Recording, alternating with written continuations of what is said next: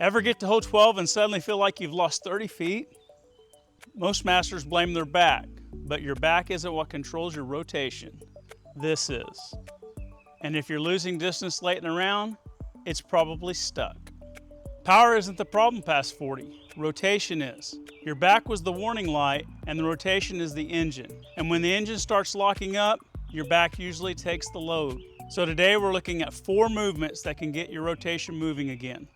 Hey, I'm Dr. Jarrett Pannell. I'm the physical therapist and clinical director at Orthopedics and Rehabilitation in Miami, Oklahoma.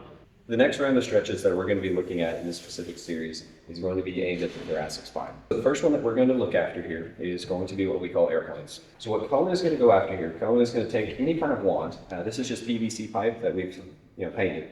Colin is going to put this directly on top of his shoulder blades, sitting mainly on the upper traps right behind the neck. He's just got his hands resting completely on top of it. He's not gripping onto this because when we do flexibility exercises, we want to make sure that you're as loose as possible. So Cohen is going to bring his feet together and kind of get up in that T posture. He's going to keep his head in a neutral plane, and what he's going to do is he's going to rotate. And now you can see here, Cohen is rotating mainly through thoracic and a little bit of the upper lumbar spine. He is not rotating his hips fully. He's trying to maintain rotation through the middle thoracic. Now Cohen is going to take his head completely to the other side, and this is going to maximize stretch through the chest and as well as the neck muscles. At this point, he's going to hold that for about 1 second, completely tight, and then rotate to the other direction. You're going to find one side that's tighter than the other. This is very, very common in the thoracic spine related to the shoulders and how your shoulder mechanics work is right or left-handed. Now he's going to come back to neutral. In general, this stretch, what we try to tell people is go slow. We see this people a lot that will move very quickly and they'll get into this helicoptering motion. And what we don't want is we don't want this violence right now, because with the stretching, what we just want is we want to come to a complete stop and a complete rotation repetition based. Now, later on down the road, you're completely warmed up. If you want to get a little bit faster with those, that's okay. But early on, you want to make sure that you're focusing on stretch. Picture your reach back. That's the rotation right there. If your hips are doing all the work because your upper back is locked up, you've got nothing left to fire through the disc. Airplanes open that movement back up. The next one that we're going to move on to is something that I call Scarecrows. What Cohen's going to do, same exact posture, same exact leg posture, is he's going to attempt to take his hand and bring it flat down to his hip. Okay? Now, you are going to definitely find one side that's a little bit tighter than the other here. But what we're going to do is keep a neutral spine and drop all the way down to one side. The key here is making sure your hip does not fully kick out. And what I mean by that, if we're going to come up, I'm going to show you here. I want you to over-exaggerate that hip and really kick that thing out. See the knee bend? I don't want to see this here. I want to have him straight down to the side because I really want to stretch out the subscap. I want to stretch out the lats and I want to stretch out the obliques as well as the intercostals. All these muscles are related to the rotational components as well as flexing and extending. This stretch, the really things that you need to be careful of is trying to overstretch. Say if you have a rotator cuff injury or if you feel something sharp or tight or pinchy up in the shoulders, you may need to modify that, bring the hands a little bit closer together. But this stretch is generally pretty safe.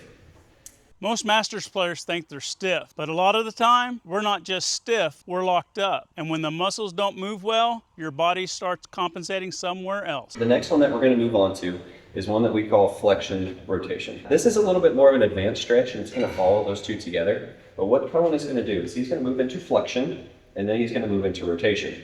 So he's going to bend forward and try to rotate his hand to the opposite side. What this is going to do is it's going to stretch out the rotational parts of the back as well as a little bit of the lat.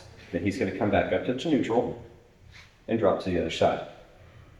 If you're one of those people that prefers to do one side at a time, you're welcome to just do 10 repetitions on one side. We generally teach this as back and forth.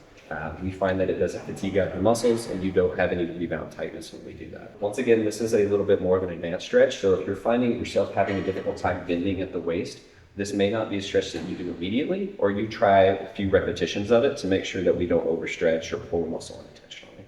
This one's tougher. That's the point. It combines rotation and movement together. And it's probably the closest thing here to your actual throwing motion. One more movement coming, and then I'll show you which ones you should prioritize.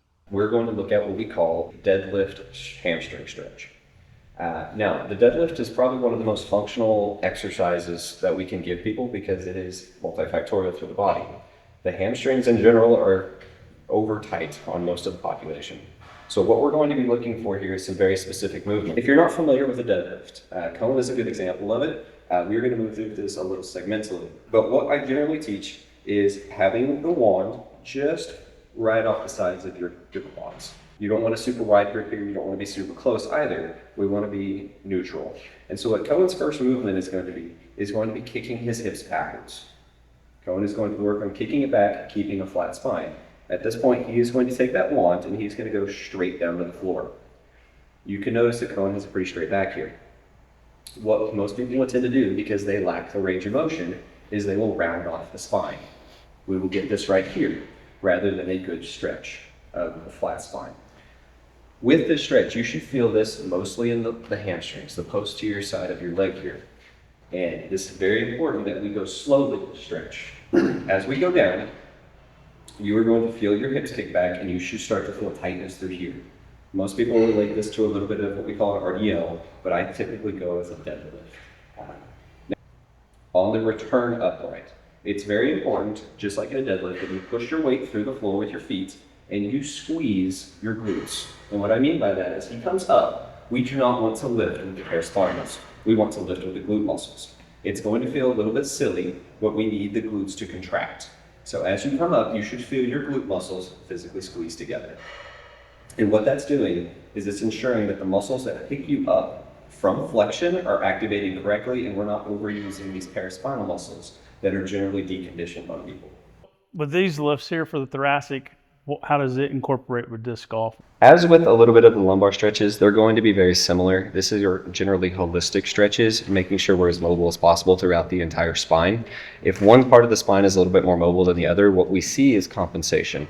One level will overcompensate for the other, which can lead to more injury. So these are meant to be done in coordination, as well as getting a little bit more of the lats involved. And so it's a little bit more rotation, a little more freedom as you move through your motions. That's the part most players miss. You don't lose distance first. You compensate first. Distance loss comes later. 4 movements. If you have time during the week, work through all 4. But if you're trying to figure out where to start, use what your body is telling you.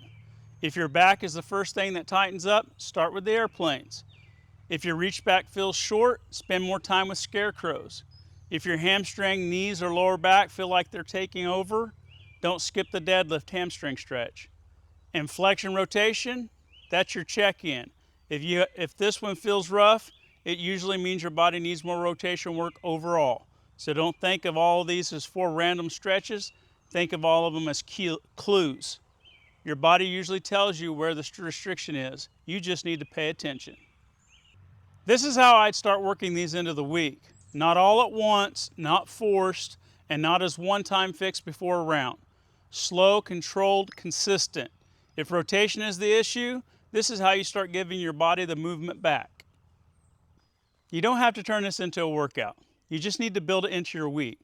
2 or 3 times a week is a good place to start, especially if you're noticing your reach back is getting shorter or your back is taking over late in the round. This isn't about stretching more, it's about rotating better. These aren't magic fixes. This is movement work. This is what I do so I can stay competitive and healthy. If you're a Masters player looking to play smarter and play longer, this channel is built for you. Today we worked on the engine, rotation. Next episode we're going to work on the delivery system, the shoulders. Because even if your rotation improves, your shoulders still have to let you finish the throw. And lastly, I just want to say thank you to the community. Recently we crossed 1,000 subscribers, and that means a lot. We're just getting started. Play smarter, play longer.